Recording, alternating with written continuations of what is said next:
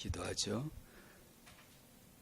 하나님에게 있어서 오직 주 예수 외에는 없으시니 그 놀라운 진리를 우리 또한 주 예수보다 더 귀한 것은 없다라고 노래하게 해 주신 은혜 무한히 감사합니다. 기쁨으로 불렀습니다. 행복하게 불렀습니다. 오직 그 진리이기 때문입니다. 하나님 아버지, 우리는 정말 복받은 자이고 그리스도 안에서 영원한 복을 받은 자임이 틀림없습니다. 가장 감사함으로 살고 기도로 살고 기쁨으로 살고 우리 삶에 주어진 후대란 이 열매를 오직 주 예수 그리스도로 양육할 수 있는 그런 언약 받은 자, 언약 속에 비전 품은 자 되게 해 주시고 그 기도가 열매로 나타날 수 있도록 응답으로 나타날 수 있도록 축복해 주시기를 기도합니다. 그래서 그 아이들의 이름을 종이에 올렸으며 우리 입으로 불러 기도했사오니 들으시고 이 아이들을 언약 안에 묻어주시고 품어주시고 이 아이들이 언약 가운데 양육 받을 수 있도록 신기한 복을, 세상에 기대할 수 없었던 그 복을 알고 자라게 하여 주시옵소서. 그래서 그 언약의 말씀, 성취하실 말씀을 지금 바라오니 하나님이 말씀하여 주시옵소서. 예수님의 이름으로 기도하옵나이다. 아멘. 학언복음화 제10과 1심 사도행전 2장인데 본문 한번 읽어보실까요?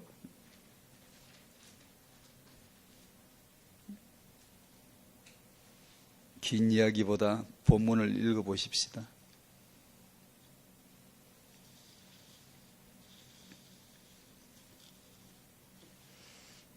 사도행전 2장 1절에서 4절까지 같이 읽죠. 시작. 오순절 날이 이미 이름에 그들이 다 같이 한 곳에 모였더니 호련히 하늘로부터 급하고 강한 바람 같은 소리가 있어 그들이 앉은 온 집에 가득하며 마치 불의 혀처럼 갈라지는 것들이 그들에게 보여 각 사람 위에 하나씩 임하여 있더니 그들이 다 성령의 충만함을 받고 성령이 말하게 하심을 따라 다른 언어들로 말하기를 시작하니라. 아멘. 아멘.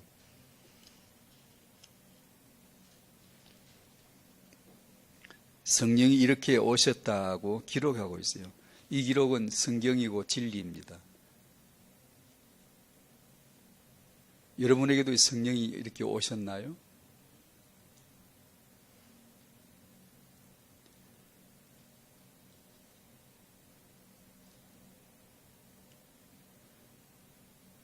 성령이 오시기 전과 성령이 내 삶에 오신 이후의 삶이 어느 정도 격차가 나던가요?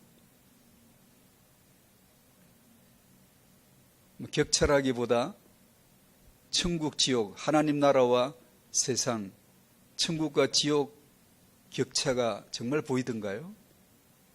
내 삶에 지옥이 믿어지고 천국이 믿어지던가요? 조금 차이가 아니라 이거는 표현이 불가능한, 그래프로 그릴 수가 없는 천국과 지옥 차이가 실감이 나시던가요? 성령까지 오셔야 될 하나님의 사정은 뭐였을까요? 성령을 보내셔야만 됐던 하나님의 입장, 하나님의 심정은 이해가 되시던가요? 혹시 성령이 오시기 전이나 오신 이후의 삶이, 내 신앙생활의 삶이 별로 그렇게 크다란 격차가 보이지 않지는 않았나요?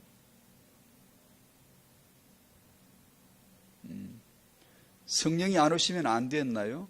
내가 성령이 오셨다고 해도 내게 별로 내 삶에 그 극적인 어떤 그 믿음의 변화가 오지 않았다면 아마 성령이 오셨다고 한들 사도행전 2장의 1절에서 4절을 읽었지만 별로 감동이 없을 수도 있잖아요. 뭘 그렇게 구태여 어렵사리 그렇게 어렵게 그렇게 영으로 불의 혀같이 갈라지는 것이 보이면서 이렇게 오셔야만 됐던가? 혹시 그렇게 쉽지도 않습니까? 하나님의 아들이 예수님이 오셔서 십자가에 죽으시고 피를 흘리셨죠. 죽어야 되니까. 죽어야 될 계명을 갖고 오신 분이 아들이시니까. 그 죽음에 피 뿌린 그 길로 성령이 오신 거거든요.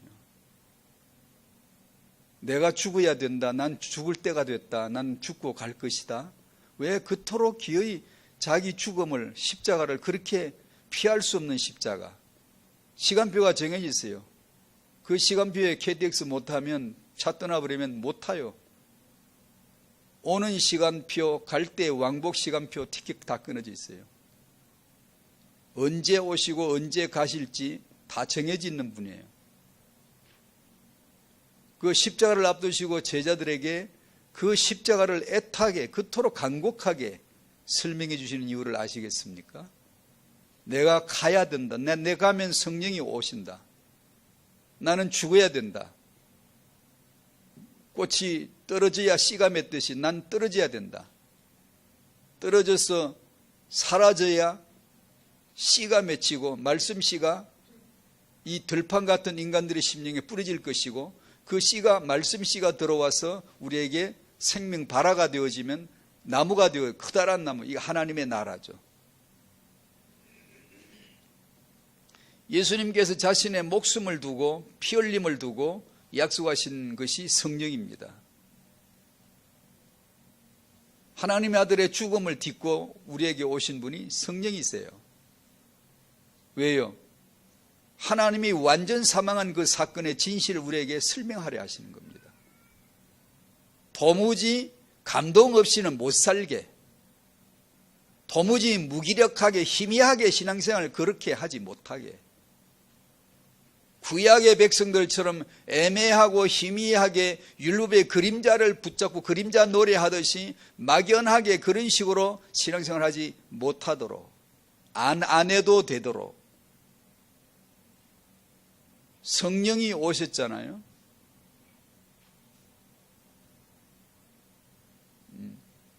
그 성령이 오셨다는 것을 우리는 늘 들었고, 이 기록도 자주 들었고 읽었고, 당신의 생애에 이 성령은 어떤 의미가 있었느냐고 묻는 겁니다.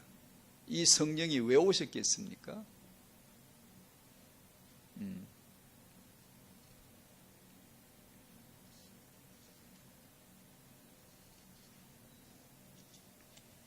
그런 질문 던지고 학원복음화 메시지는 지나가겠습니다. 오늘 삶의 행함과 직결되기 때문에 거기서 또 나오겠죠.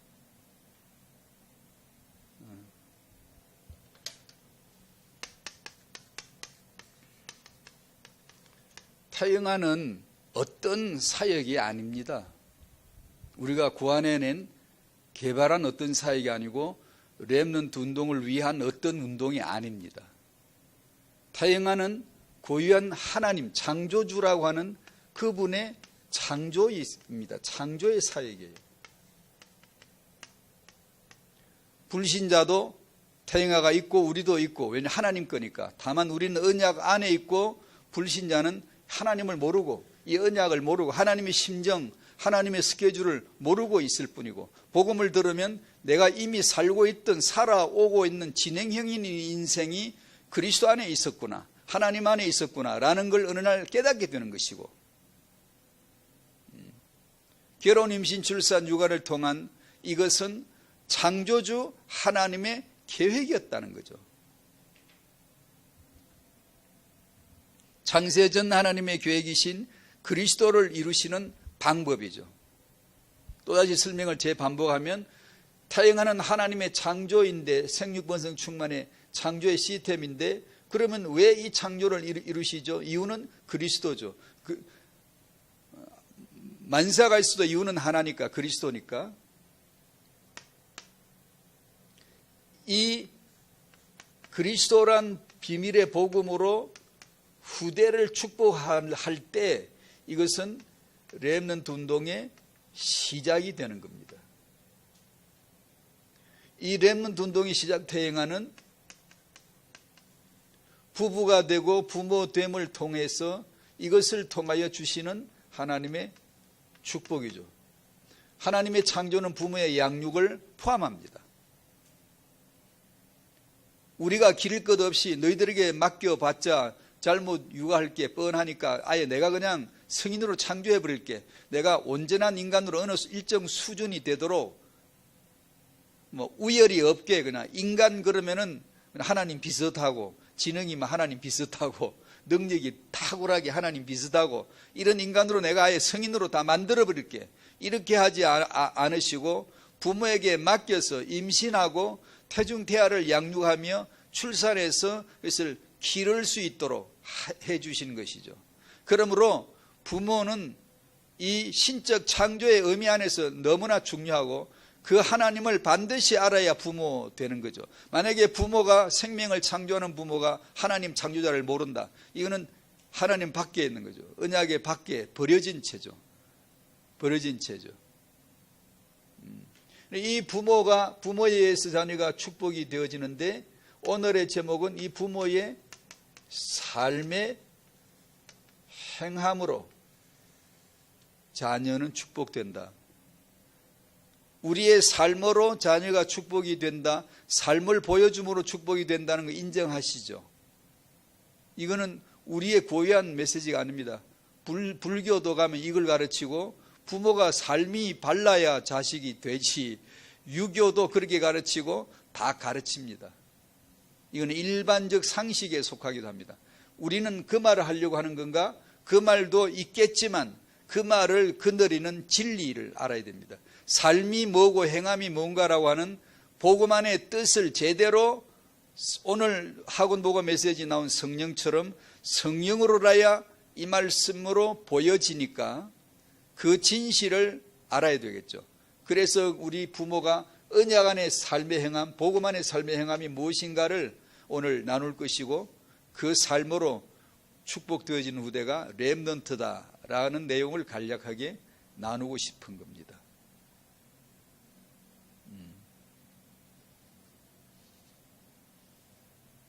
삶의 행함으로 자녀에게 보여줘야 되고 축복이 된다라고 할 적에 아마 제가 그러듯이 여러분도 부담스러울 거예요. 약간은. 우리 삶의 행함은 온전하다고 할 수가 없기 때문에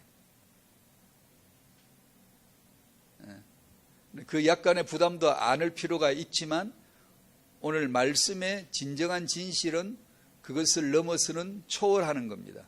우리가 결론적으로 말씀을 드리면 기독교 메시지, 성경의 메시지 이 전체를 이해할 때 하나님의 하나 언약이신 그리스도를 정말 알아야 되고, 예를 들어 삶의 행함이다 라고 하면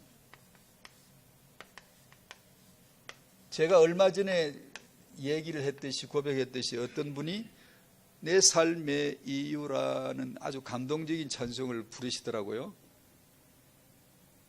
내 삶의 이유라 찬송 있잖아요. 복음 찬송가. 아주 잘 부르시더라고요. 그걸 듣는 순간 제 마음속에 뭐가 떠올랐는데, 뭐가 떠올랐죠? 우리 삶의 이유 그렇게 중요하지 않아요. 다 사람마다 다 이유 있대요. 다 종교인마다 자기 삶의 이유 있다고 자기 교리를 통하여 깨달은 말을 다 노래해요. 그런 면에서 우리가 우리 삶의 이유라고 말하는 것이 그렇게 중요하진 않아요. 그것이 어디서 왔느냐가 중요하죠.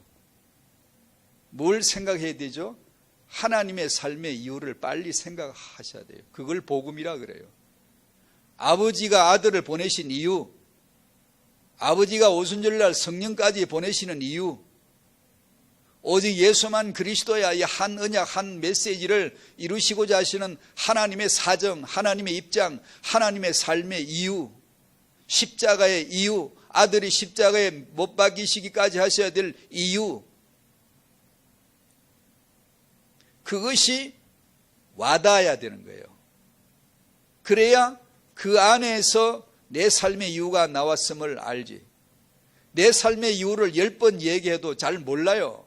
노래 흥취에 빠져 있죠. 하나님의 삶의 이유를 알면, 한 번만 알면 내 삶의 이유가 거기서 나와야 되니까, 거기서 밝혀지는 거니까. 그러므로 우리들이 내 삶의 이유가 뭐냐, 인문학적인 인본적인 그런 공부를 많이 하는 것보다 삶을 잘 살아야지 이런 것보다 삶의 이유의 근원 되신 하나님의 삶의 이유, 그분의 하나님의 삶의 행하심을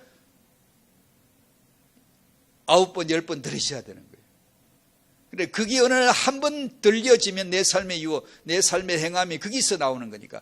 그 안에서 나온 내 삶의 행함이 아닌 것은 하나님이 예물로 받지 않아요. 지긋지긋하 너희들 그거 갖고 빨리 나가. 내 마당만 밟아. 보기 싫어. 그 들어보기는 그 행함이 의식적이고 규례적이고 율법적이고 율법 말씀 그대로 지킨 것들이거든요. 그런데 왜 하나님이 지긋지긋하다고 그래요? 하나님의 이유와 관계가 없이 인본을 기초로 자기 삶의 행함으로 자기 거룩한 행실로 자기 자랑 삼아서 우리는 신앙생활을 이렇게 한다라는 것, 인본에 기초한 것, 그것은 하나님이 토해내버리시는 것이죠. 그 차이가 참 미묘해요. 미묘해요. 짧은 한 번의 메시지지만 한계가 있겠지만 조금 설명 드려볼까요? 1번 부모와 후대. 사람은 하나님의 형상되고 부모는 하나님의 형상을 생육하는 또 다른 창조의 행위이죠. 생육하는 사람이 되는 겁니다. 왜 그렇죠? 그리스도를 위해서입니다. 마귀는 형상을 파괴하고 부모의 양육자 부모를 파괴하겠죠. 왜 그러겠죠? 저 그리스도를 위해서입니다. 좁은 의미에서 자기 사단 역사라고 하는 계율을 통해 보면 그렇고, 넓게 보면 더 크게 우주적 관점의 주권으로 보면 그 모든 것도 그리스도를 이룰 수밖에 없는 하나님의 섭리 안에 있습니다만은, 그러나 좁게 보면 마귀의 역사는 저 그리스도를 이루기 위함입니다. 마귀 역사는 우리에게도 있습니다. 불신자에게 있는 게 아니라 우리에게 더 치열하겠죠. 괜찮죠. 왜냐하면 그걸 통하여 그리스도를 이루시니까.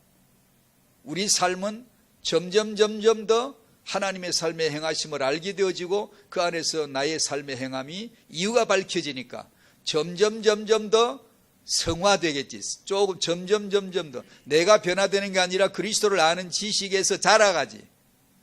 옛날은 내가 이렇게 뻥 자빠졌는데 아이고 내가 안 자빠지게 조심해야지, 이런 바보같이 내가 맨날 이렇게 자빠지는 건데, 지금은 뻥 자빠지면 그리스도 나오거든요. 예수가 그리스도이신 진리가 더 밝혀지거든요.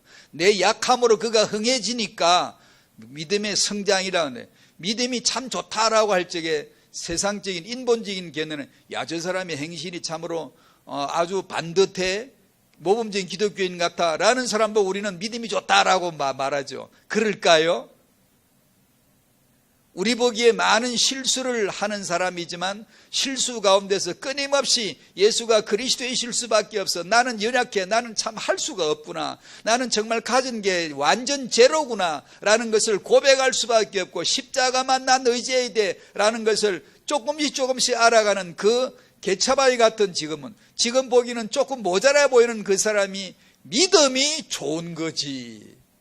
믿음이 좋단 말은 나는 안 되는구나를 아는 거고, 예수만이 그리스도구나를 아는 걸 믿음이 좋다라고 하는 것이지, 우리가 볼 때 야, 저 사람은 참 모범적인 크리스찬의 삶을 사는 것 같다, 뚜껑을 열어볼까요? 인간에게 모범이 있는가? 어떤 면에 감추어져 있겠지. 훌륭한 인품 때문에. 어떤 면에 그렇지 않을 인간이 있을까요? 없거든요. 아니, 저분은 정말 믿음이 좋으신 것 같다, 온전하신 분 같다, 그런 사람 있을까요? 없음이에요. 있을 수가 없어요. 나름대로 다르겠지. 다르지만 인간은 여전히 연약하고 무기력한 거예요.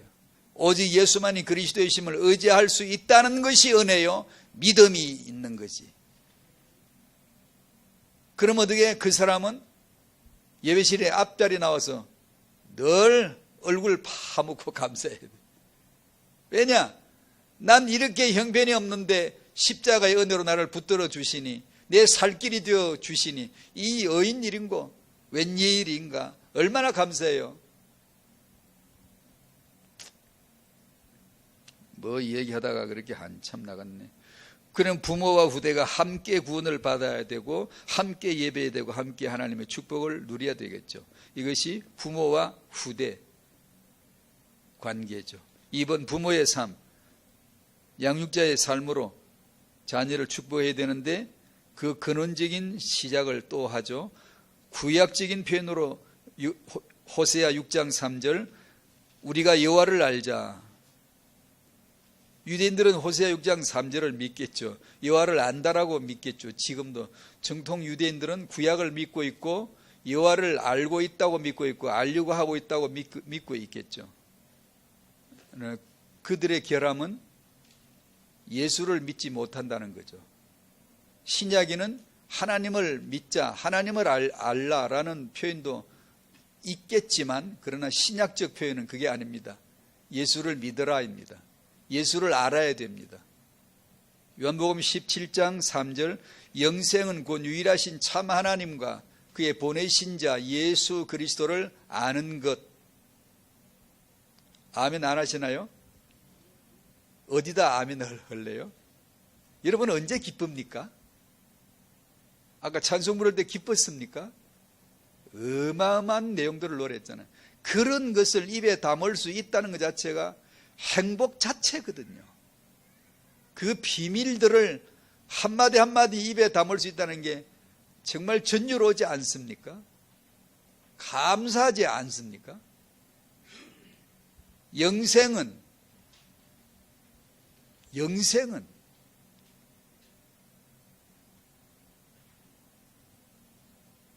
참 하나님과 그가 보내신 자 예수 그리스도를 아는 것.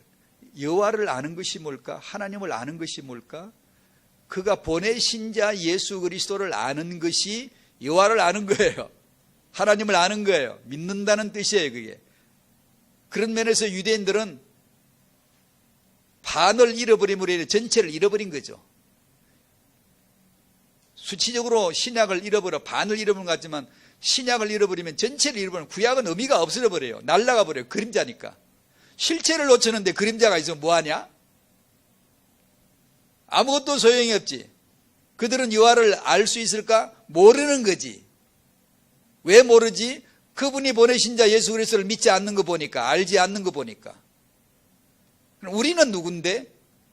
구약의 여호와라는 분이 누군가를 잘 못 들었지만 그게 무슨 상관이 있습니까? 주 예수 그리스도, 참 하나님이 보내신 참 예수 그리스도를 믿었는데, 알았는데 그러면 됐죠. 그것이 곧 영생이다. 아니 그게 영생이라고?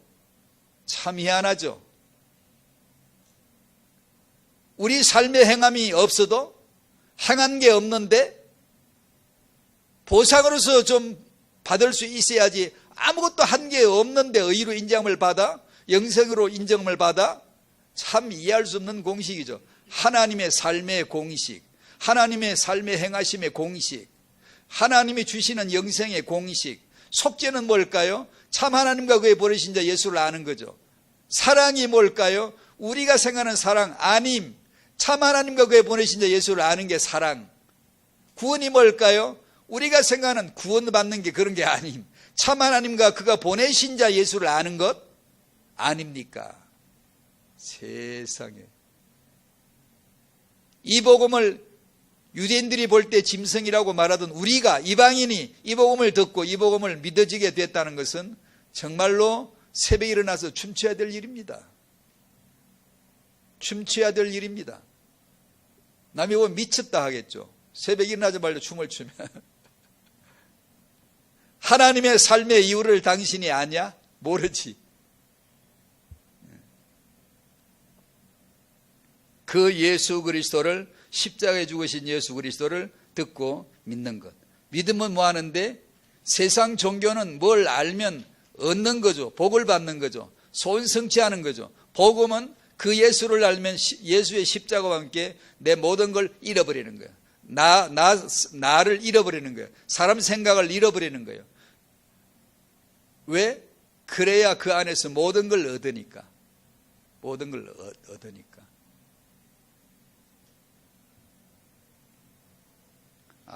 참. 제가 짧아서 이 복음을 잘 설명을 못 하는데, 깝깝하네요. 삶의 이유, 우리는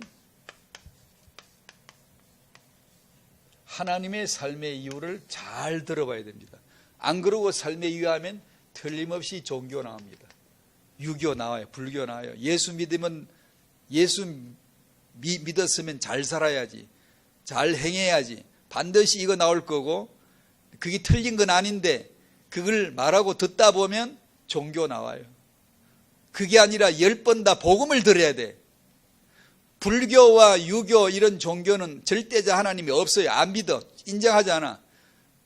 나로부터 출발해. 존재인 나부터 출발해. 우리는 존재인 나를 존재되게 해주신 그 대상, 존재의 근원적인 분, 하나님으로 출발하는 게 우리고, 하나님이 계셔, 이게 우리 신앙이고, 종교는 하나님을 몰라. 당연히 모르지. 알면 되나? 모르지. 나를 알지. 나로 출발되는 게, 인간 인본으로 출발되는 게 종교예요. 그래서 삶의 행함, 잘 살아야지, 윤리를 말하면 틀림없이 인본, 시작으로 말할 수밖에 없고, 우리는 반드시 하나님으로부터 출발돼요. 하나님은 누구시죠? 아들을 보내신 분. 아들이 누구시죠? 성령을 보내신 분. 삼위일체가 하나님의 삶의 행함입니다.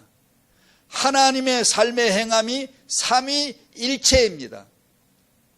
그래서 오늘 학원복음화에 성령이 오신 거예요. 하나님의 삶의 행함입니다. 그게 왜? 그 안에 복음이 있으니, 그 안에 나를 집어넣으려고, 그 안에서 내가 출발되게 해주시려고, 나로 살지 아니하고 그 안에서 복음으로 출발해서 복음의 인생으로 살게 해주시려고 하시는 것이죠. 그 하나님의 사랑을 알겠습니까? 아들을 보내지 않으면 안 될, 아들로 오고 싶어서 창을 열고 불금불금 나가고 싶어서 하나님의 사랑,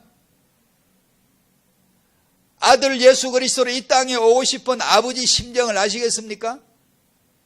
때가 참에 아들을 보내서 여자에게서 나게 하신 그 아버지의 심정, 아버지가 오셔서 십자가에 죽고 부활하시면서 빨리 죽고 피 흘려서 성령을 보내고 싶은데 성령으로 오고 싶으신 것이죠. 어디?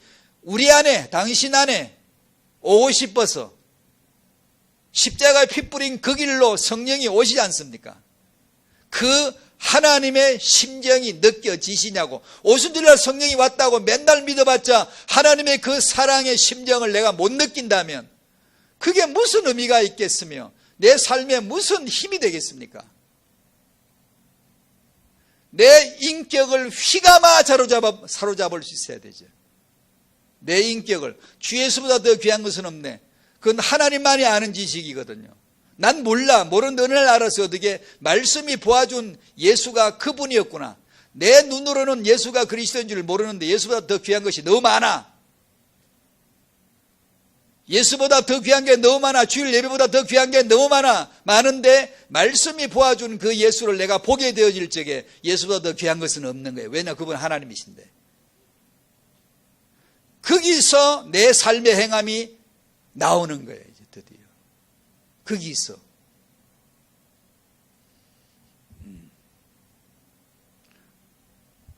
그걸 우리가 말한 복음으로 키우자라는 뜻이에요. 복음으로 키우자. 라는 뜻이에요. 우리는 렘넌트를 타영아를 복음으로 키웁시다 라는 말이 그 뜻이라고요.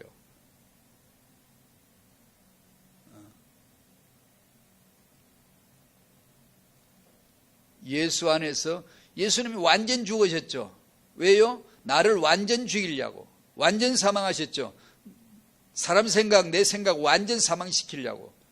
완전히 죽으면 뭐 하는데? 완전히 삽니다. 성령 시대가 와요. 말씀이 아니라 말씀의 씨가 내게 떨어져요. 예수님이 죽으심으로 그리스도가 되시고 말씀 씨가 되시고 내게 생명이 되시고 성령으로 오실 수 있어요. 성령이 오셔 봐봐요. 어떻게 벌어졌나? 오늘 사도행전 2장에 어떤 일이 벌어졌나?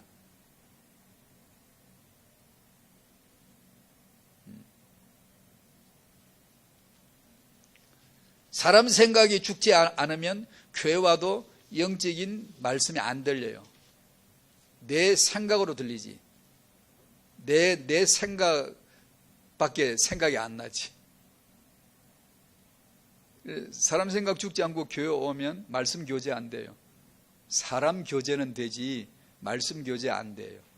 교회는 죽음 갖고 오는데요. 나 죽음을 가지고 오는 거예요. 내가 아니라 내 안에 그리스도가 사시는 자들이 모이는 거예요. 교회예요. 그래서 교회는 모여서 사람 얘기를 듣는 데가 아니에요. 하나님의 말씀, 그리스도를 듣는 데이고, 내 생각으로 분별하고 선악을 판단하는 게 아니라 말씀이 보아준 대로 보기 시작하고 말씀이 생각해 준 대로 생각하기 시작하는 그런 곳이 교회입니다. 어떻게 가능하죠? 아버지와 아들 성령으로 그게 가능한 거예요. 부모의 삶의 행함으로 자녀를 축복하자 일단 두 가지 반응 나야 돼요. 아, 나는 어렵겠구나. 정직하게 말해서 나는 힘들겠구나. 우리가 삶의 행함으로 모범이 돼서 자녀를 축복할 수 있는 사람이 과연 있겠어요? 사람 관점으로 보면 있을만 하겠지만 하나님 기준으로 보면 없는 거예요. 없다는 걸 없음으로 확실하게 체험해야 언약을 잡지. 나 아닌 타자에게서 온, 종교는 나로 출발하지만 우리는 하나님으로 출발되는데 하나님으로부터 출발된 그 복음을 듣고 싶지. 그 복음으로 시작해야 된다는 게 뭔가를 알지. 그러면 아버지의 약속으로 아들이 이루신 걸 성령이 내게 보여주시면은 나 같은 죄인도 자녀가 되고 나 같은 사람도 하나님의 삶의 행함이 내 삶의 행함으로 나타날 수가 있는 성령의 내주 인도 역사라고 하는 것을 경험하게 되는 거예요. 남녀노소 누구라도 다, 어린아이든 어른이든 다 같이 차별이 없이. 그러므로 나의 삶의 행함으로는 자녀를 축복할 수가 없다는 걸 인정해야 되고, 하나님의 삶의 행함으로 내가 그 복음을 받으면 할 수 있다는 언약적 소망 또한 확실하다는 걸 아셔야 돼요.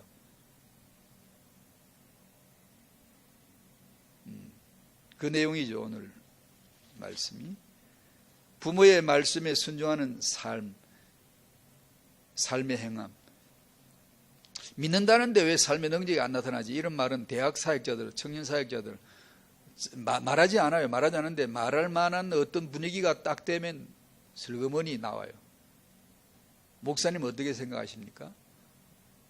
왜 우리 학생들이 주는 그리스도시여 하는데 왜 그 삶에 무기력하죠? 왜 이렇게 능력이 없죠? 말하지 않습니다. 않는데 진짜 분위기 되면 한마디 나와요. 목사님 어떻게 생각하십니까?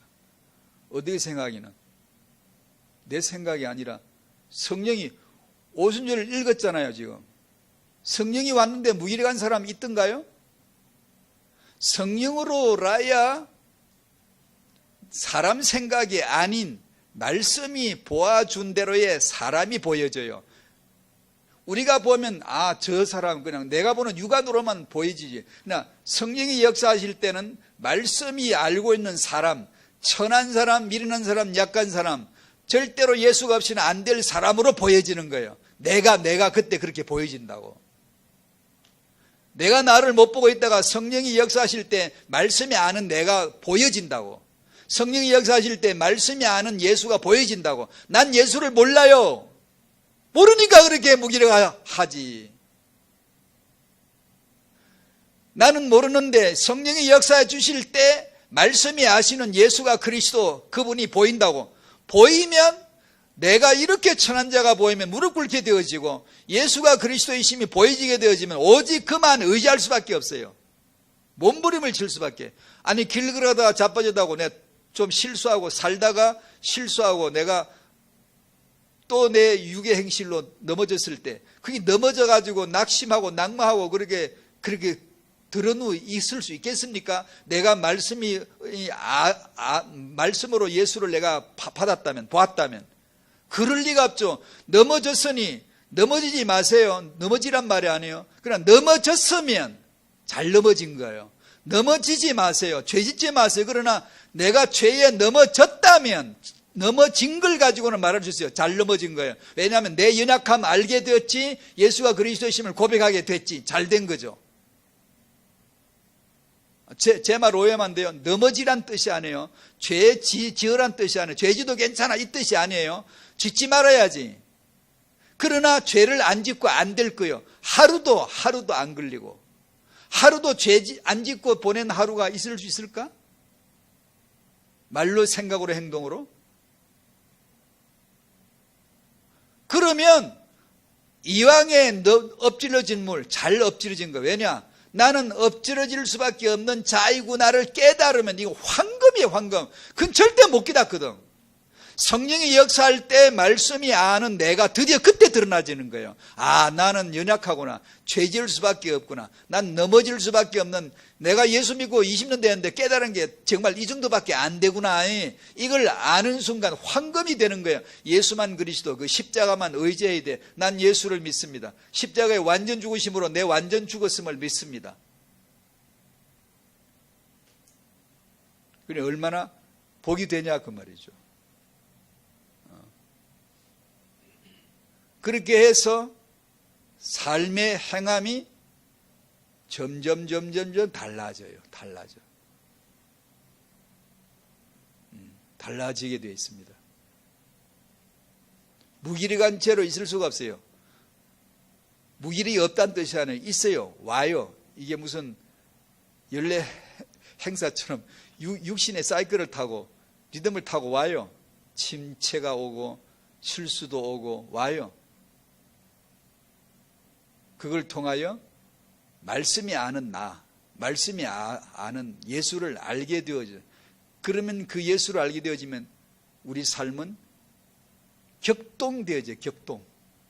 충동되어지고 감동되어지고 충만되어지고 생명으로 충만해질 수밖에 없어요. 그게 우리잖아요. 우리가 스스로 잘할 수 있나요? 그게 아니잖아요. 야고보서 1장을 펴시고 오늘 본문을 몇 군데 읽고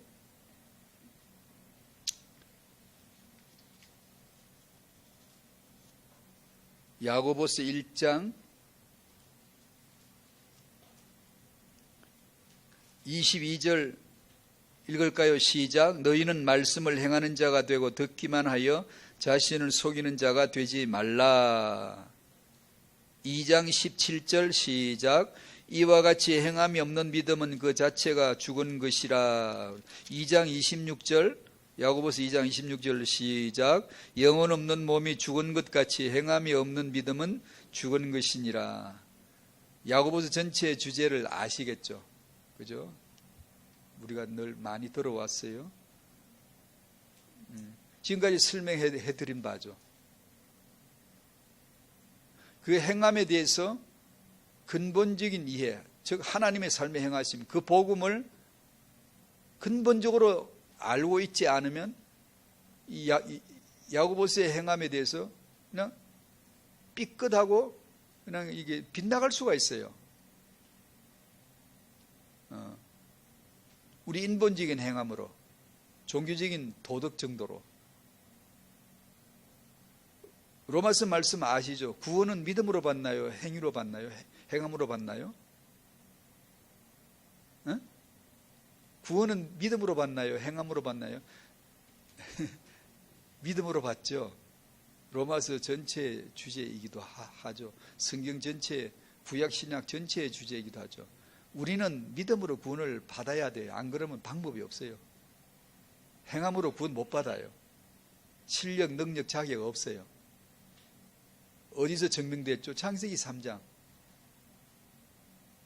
펠라기우스는 원죄를 부인했지만 창세기 3장 우리에게 원죄예요.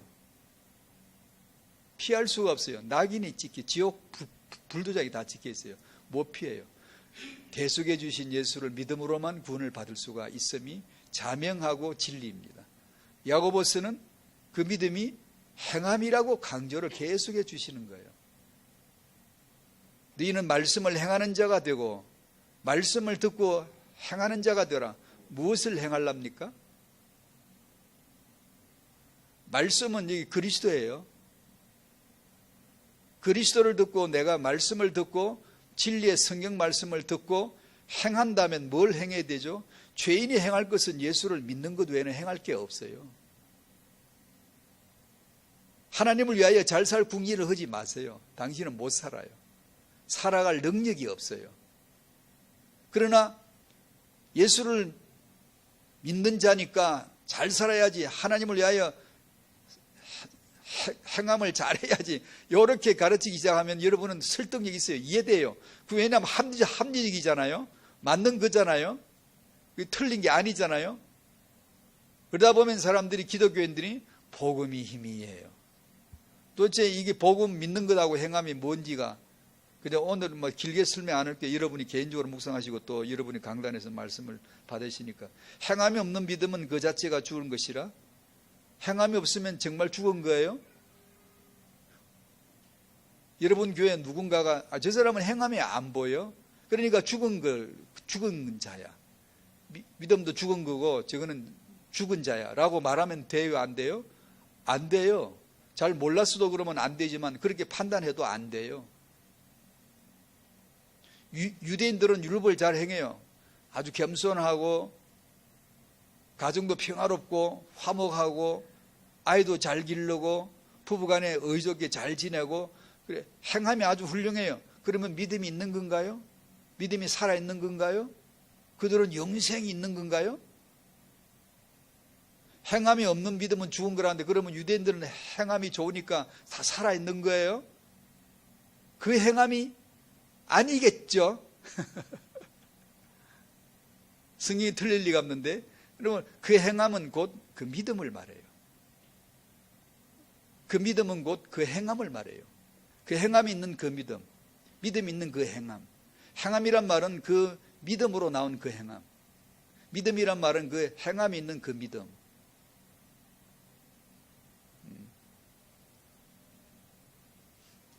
저희의 행함은 완전하지 않습니다. 분명히 압니다. 저는 완전하지 않아요. 그러나 두 가지를 압니다. 저는 제 행함으로 말미암아 크리스찬이 된 게 아니라 하나님의 은혜로, 그분이 찾아주심으로, 예수의 은혜로 구원받았음을 저는 알아요. 제 삶의, 크리스찬의 삶의 행함이 나오기 시작한 날이 그분이 은혜를 주신 날이 시작이었다는 걸 저는 명확하게 알아요. 저가 결심한 게 아니에요. 제가 잘 살아야지 해서 나온 게 크리스찬의 삶이 아니에요. 크리스찬들을 사는 걸 보니까 부럽다, 나도 믿어야지, 그런 생각 하나도 한 적 없어요. 크리스찬들 사는 거 보니까 믿는다 그러고 행하는 게 엉망이는, 나는 예수 안 믿으려다 이런 생각 해본 적 없어요. 그래서 안 믿거나 믿은 적이 아니라 은혜로 믿어졌어요. 주권적 창세전 선택이에요. 선택된 자를 어느 날 시간표에 믿어지게 해주시는 하나님의 역사가 있어요. 그걸 남은 자, 렘넌트라고 해요. 그 은혜에 의해서 택함을 받은 자 빼고 그 나머지를, 우리말 성경은 그도 남은 자라는데 나머지, 자녀, 나머지를 얘기해요. 어느 날 하나님이 저를 은혜로 말미암아 구원해 주심으로 성령이 제게 임하셨고, 제가 뭐 불을 받다 이런 게 아니고 알 수 있어요. 하나님이란 존재가 살아계심과 지금 나와 동행하고 있다는 걸 모를 리가 없어요. 왜냐, 내 삶에 그 변화는 설명할 수가 없어요. 그거 아니면. 말씀이 보여지고 읽혀지고 들려지고 깨달아지고 내 삶의 머리끝부터 발끝까지 삶의 모든 스타일이 바뀌고 걸음걸이까지 다 바뀌고, 호점이 손 놓고 침울하게 걷던 거 손 빼고 활기차게 그렇게 해서 저는 행함이 뭔가를, 삶의 행함이 뭔가를 알아요. 다만 또 한 가지, 그러면 나는 삶의 행함에서 늘 언제나 온전한가? 아니요. 실수투성이 얼마나 많이 했는지 몰라요. 그래도 상관없어요. 저는 항상 자빠졌으면 주의하고 고개를 들 수 있는 은혜가 있으니까. 그렇게 해서 지금까지 왔어요. 그러면서 어떻게 해요? 점점 더 주 예수를 아는 지식에서 자라기 시작했어요. 제 모양은 예전과 똑같겠죠. 육이 어디 가겠어요? 내 자아가 어디 가겠어요? 그 자리에 있겠죠. 하지만 육체의 소욕의 그 뜻을, 성령의 소욕이 그슬러서 이루지 못하도록 많이 삶에서 희노애락에서 연단을 조금씩 받아가므로 이제는 내가 바뀐 건 없겠지만 예수를 아는 지식에서는 자라갔어요. 그러므로 내 삶에는 변화의 폭이 넓어졌어요. 조금씩 더해진 거예요. 제가 예전에 초신자 때 실수하는 것보다는 덜하죠. 지금도 여전히 생각으로 마음으로 연약하고 실수가 많지만 이전과는 확연히 다르죠. 그 삶이. 그래서 3번으로는 오늘 학원복음에서부터 말한 대로 성령, 오직 성령으로 되어진다. 따라합시다. 부모의 삶의 실천은 오직 성령으로 되어진다. 최고의 언약입니다. 기쁘지 않습니까? 됩니다. 성령으로 됩니다. 오순절 사도행 2장 1절에 4절 읽었잖아요. 그 성령으로 안 되겠습니까? 그 성령으로 됩니다. 그게 내 삶의 행위가 완벽하다는 뜻이 아니에요. 됩니다. 하나님의 삶의 행함이 그 삼위일체 하나님이 내게 나타날 때, 그래서 그거 보려고 아들이 그렇게 죽으려고 했구나. 죽어야 성령이 오시니까. 죽어서 갈보리에서 감람산에서 설교하는 예수가 아니라 죽어서 영으로 빨리 내 속에 들어와서 내 속에 강단 세우고 내 속에서 말씀 가르쳐 주고 싶어서 나는 죽을 거야. 난 십자가 죽을 거야. 그리고 곧 올 거야. 오면 우리 기쁠 거야. 기쁘더라고요. 그래서 제가요. 왜냐? 그분이 제 안에 오셨으니까. 아니 그분이 오셨는데도 안 기쁘면 그게 도대체 웬일이겠어요? 그 성령으로 된다. 태영아 부모님은 이 아버지와 아들 성령을 아시기를 축복합니다. 됩니다. 그 안에서 됩니다. 그 안에서 자녀를 축복하자는 거예요. 마지막 결론으로 복음과 성령으로 사는 삶. 성령으로 예수를 그리스도로 체험하시기를 축복드립니다. 2번, 성령으로 아내는 남편에게 복종으로 그리스도를 경험하는 것이고, 남편은 아내 사랑으로 그리스도를 경험하는 것이고, 자녀들은 부모 공경으로 그리스도를 경험하는 것이고, 부모는 주의 교훈과 훈교로 자녀를 양육함으로 그리스도를 경험하는 것입니다. 이쪽으로 풀어 설명하자면, 복음으로 우리 잘 사는 것도 좋지만, 복음으로만 우리 부부 결혼했으니 잘 살아야지도 좋지만, 복음 때문에 우리 만났음을 인정하라는 겁니다. 지금도 여전히 부부 사이는 의견 차이가 있을 수도 있겠죠. 오래 살아도 안 맞는 건 안 맞는 것일 수도 있겠죠. 하지만 그게 무슨 대수입니까?